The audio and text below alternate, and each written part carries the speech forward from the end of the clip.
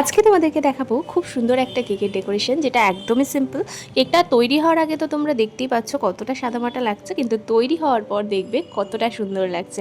আর আজকের কেকটা যখন আমাকে কাস্টমার অর্ডার করে তখন প্রথমে ফন্ডেন্টের পিকচারগুলোই পাঠায়, এবং আমি তখন জিজ্ঞাসা করি কাস্টমারকে, বাজেটটাও বলি।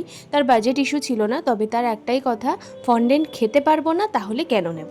হ্যাঁ, এটা ঠিকই, খেতেই যখন পারবো না তাহলে পয়সা খরচ করে কেন নেব। তোমরা কিন্তু আবার ভেবো না যে ফন্ডেন্ট খাওয়া যায় না, ফন্ডেন্ট খাওয়া যায়, কিন্তু অনেকের টেস্ট ভালো লাগে না। যেমন আমার নিজেরও ফন্ডেন্টের টেস্ট একদমই ভালো লাগে না, আমার অনেক কাস্টমারের ফন্ডেন্টের টেস্ট ভালো লাগে না, সেই জন্য অনেকেই ফন্ডেন্ট কেকটা অ্যাভয়েড করে। তবে এখানে যে কেকটির ডেকোরেশনটা ছিল সেটা আমার নিজের ফন্ডেন্ট দিয়ে করার ইচ্ছা ছিল, তাই আমি কাস্টমারকে বললাম আমি কেকটা আমি আমার মতন করে তোমাকে করে দেবো, তবে পিকচারে যেরকম আছে সেরকমই লাগবে কেকটা দেখতে।